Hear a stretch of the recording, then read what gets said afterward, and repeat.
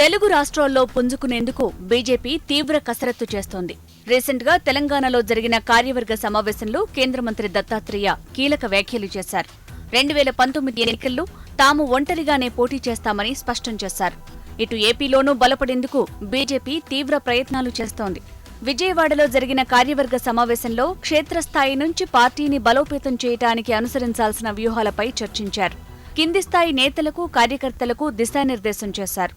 కేంద్రం నుంచి ఇప్పటివరకు ఆంధ్రప్రదేశ్కు 1,60,000 కోట్ల రూపాయలు ఇచ్చిందన్న హరిబాబు దీన్ని ప్రజల్లోకి తీసుకువెళ్లాలని బీజేపీ శ్రేణులకు సూచించారు. ఈ నెల 17 నుంచి 25 వరకు అన్ని జిల్లాల్లో సభలు నిర్వహించి కేంద్రం రాష్ట్రానికి చేస్తున్న సాయంపై వివరించనున్నారు.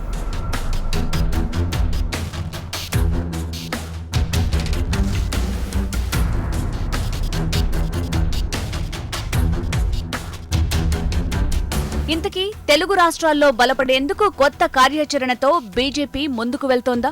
పొత్తులు వీడి బలమైన పార్టీలను చిత్తు చేసే దమ్ము కమలానికుందా?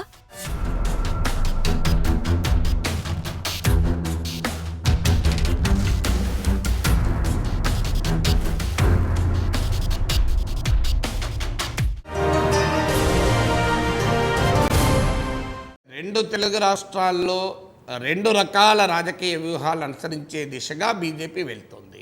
తెలంగాణలో మేము తెలుగుదేశంతో పెట్టుకోము అని చాలా స్పష్టంగానే దత్తాత్రేయ గారు చెప్పగానే చెప్పారు. అంటే మేము 2019లో స్వతంత్రంగానే పోటీ చేస్తాం, మేము ప్రత్యామ్నాయంగా ఎదుగుతాం అన్నారు. అంటే అర్థం ఏంటి? తెలుగుదేశంతో పెట్టుకోరు. తెలంగాణలో చాలా కాలంగా బీజేపీలో ఒక బలమైన వర్గం తెలుగుదేశంతో పెట్టుకోవద్దని, పెట్టుకున్న తర్వాత తెగతింపులు చేసుకోవాలని చాలా కాలంగా డిమాండ్ చేస్తూ వచ్చారు. మీరు గమనిస్తే 2014 ఎన్నికల్లో కూడా చాలా కాలం ఆలస్యం కూడా అయింది తెలుగుదేశం బీజేపీల మధ్య పొత్తు. అలాగే హైదరాబాద్ జిహెచ్ఎంసీ ఎన్నికల్లో కూడా ఈ రెండు పార్టీల మధ్యలో ఉన్న పొత్తులో ఉన్న చిక్కుముళ్ళు అనేక మనకు బయటపడ్డాయి. ఎస్పెషల్లీ జిహెచ్ఎంసీ ఎన్నికల్లో పరాజయం తర్వాత బీజేపీలో ఈ వాదన మరింత బలపడింది. మనము తెలుగుదేశంతో ఉంటే బెనిఫిట్ లేదు. రెండు కారణాలు ప్రధానంగా బీజేపీలో వినిపిస్తున్నాయి. ఒకటి, తెలుగుదేశంలో నాయకులు ఒక్కొక్కరు టీఆర్ఎస్లో చేరుతున్నారు. అసలు తెలుగుదేశం అస్తిత్వం ఉంటుందా, మనుగడ ఉంటుందా అనే అనుమానం ఉంది అనేది బీజేపీ నాయకుల మొదటి వాదన. ఇక రెండో వాదన ఏంటంటే, నువ్వు ఎంత చెప్పినా ఆంధ్రప్రదేశ్ ముఖ్యమంత్రి నాయకత్వంలో ఉండే తెలుగుదేశాన్ని తెలంగాణలో ఏ మేరకు విశ్వసిస్తారు అనే క్వశ్చను బీజేపీ నుంచే కాదు, సాధారణ రాజకీయ వర్గాల నుంచి కూడా వస్తుంది. ఈ రెండు కారణాల రీత్యా మనం తెలుగుదేశంతో ఉంటే నష్టము అనే అభిప్రాయం బీజేపీలో ఉంది. కానీ వాస్తవంగా మీరు చూస్తే తెలుగుదేశంకు చాలా కాలం క్యాడర్ ఉంది. ఈ మధ్యకాలంలో రాజకీయంగా వ్యతిరేక పవనాలు ఉండవచ్చు. కానీ గత అసెంబ్లీ ఎన్నికల్లో మీరు చూసుకుంటే బీజేపీ సక్సెస్ రేట్ కన్నా తెలుగుదేశం సక్సెస్ రేట్ ఎక్కువ. అందువల్ల బీజేపీని వదులుకోకూడదు, ముఖ్యంగా హైదరాబాద్లో వదులుకోకూడదు అనే వర్గం కూడా బీజేపీలో ఉంది. ఈ రెండు వాదనలు బీజేపీలో ఉన్నాయి. కానీ ఇప్పుడు బీజేపీ తెలంగాణలో తెలుగుదేశంతో ఉండకూడదు, స్వతంత్రంగా ఉండాలనే వర్గమే బలపడినట్టుగా కనబడుతుంది. అయితే నిజంగానే స్వతంత్రంగా ఉంటారా? 2019లోనో లేదా అంతకన్నా ముందో టీఆర్ఎస్తో కలుస్తారా? ఇవి మళ్ళీ పాలిటిక్స్లో ఎవరమో చెప్పలేము. ఇక ఆంధ్రప్రదేశ్లో ఉండేది ఒక ప్రత్యేక పరిస్థితి.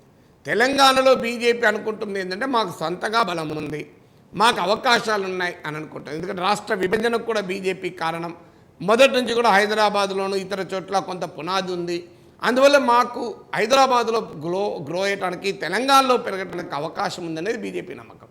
ఆంధ్రప్రదేశ్ బీజేపీలో మీరు గమనిస్తే ఒక్కసారి కార్గిల్ సెంటిమెంట్తో, వాజ్పేయి సెంటిమెంట్తో బ్రహ్మాండంగా ఓట్లు వచ్చాయి. మొన్న రాష్ట్ర విభజన అనంతరం ఏర్పడిన ఒక ప్రత్యేక రాజకీయ పరిస్థితుల్లో తెలుగుదేశంతో పొత్తు వల్ల కొన్ని ఓట్లు వచ్చాయి. కానీ ఆంధ్రప్రదేశ్ బీజేపీకి పెద్దగా పునాదులు లేవు కనుక తెలుగుదేశంతో వదులుకోవడానికి సాహసిస్తారా అనేది క్వశ్చన్. రెండోది, ఆంధ్రప్రదేశ్లో ప్రభుత్వంలో బీజేపీ ఉంది, కేంద్రంలో ఉన్న ప్రభుత్వంలో తెలుగుదేశం ఉంది. అందువల్ల అధికారంలో భాగస్వాములైనప్పుడు తెగదెంపులు చేసుకోవడం చాలా కష్టం. ఇప్పుడు ఉదాహరణకు ఆస్తులు ఎక్కువ ఉంటే మనం విడిపోవడం చాలా కష్టం. ఆస్తులు లేకపోతే ఎప్పుడైనా విడిపోవచ్చు. అందువల్ల ఇక్కడ స్టేక్స్ ఉన్నాయి. ఆంధ్రప్రదేశ్ బీజేపీకి అధికారంలో భాగస్వామ్యం ఉంది కనుక అంత తొందరగా విడిపోవడం కష్టం కాదు. అది కూడా ఆంధ్రప్రదేశ్లో తెలంగాణలో లాగానే బీజేపీలో రెండు వర్గాలు ఉన్నాయి. ఒక వర్గం తెలుగుదేశంతో ఉండాలని, వెంకయ్యనాయుడు అండ్ అదర్స్ మీకు క్లియర్గా తెలుగుదేశంలో ఉండాలని, చంద్రబాబు నాయుడు అవకాశం వచ్చినల్లా అవకాశాన్ని తీసుకొని కూడా పొగిడేటువంటి ఒక వర్గం వెంకయ్యనాయుడు నాయకత్వంలో ఉంది. ఇంకో వర్గం మీకు సోము వీర్రాజు లాంటి వాళ్ళు బహిరంగంగానే ఒక నిరాసక్తత, ఒక ప్రశ్న అనే పలు సందర్భాల్లో వ్యక్తం చేస్తూ వచ్చారు. అక్కడ కూడా రెండు వర్గాలు ఉన్నాయి. మీకు రాజమండ్రి సమావేశం పెట్టాలని పెట్టద్దని కూడా ఈ రెండు వర్గాల మధ్య ఒక ఘర్షణ మనం చూసాం. ఇంకో వాదన కూడా ఏంటంటే మనం స్వతంత్రంగా పెరగాలంటే తెలుగుదేశంతో తెగదెంపులు చేసుకోవాలి, ఇవాళ కాకపోతే రేపైనా కాపుల అంశాన్ని మనం ఉపయోగించుకోవచ్చు, కాపుల్ని అట్రాక్ట్ చేయొచ్చు అనేటువంటి ఒక వాదన బీజేపీలో ఉంది. పవన్ కళ్యాణ్ ఎలాగో బీజేపీకి సుముఖంగా ఉన్నాడు కనుక పవన్ కళ్యాణ్ ఉపయోగించుకోవాలి, అవకాశం ఉంటే చిరంజీవిని కూడా పార్టీలోకి లాగాలి, ఇలాంటి వాదనలు కూడా బీజేపీలో ఉన్నాయి. అయితే ఇప్పటికిప్పుడు మాత్రం బీజేపీ తెలుగుదేశంతో తెగదెంపులు చేసుకోవడానికి ఆంధ్రప్రదేశ్లో సిద్ధంగా లేదు.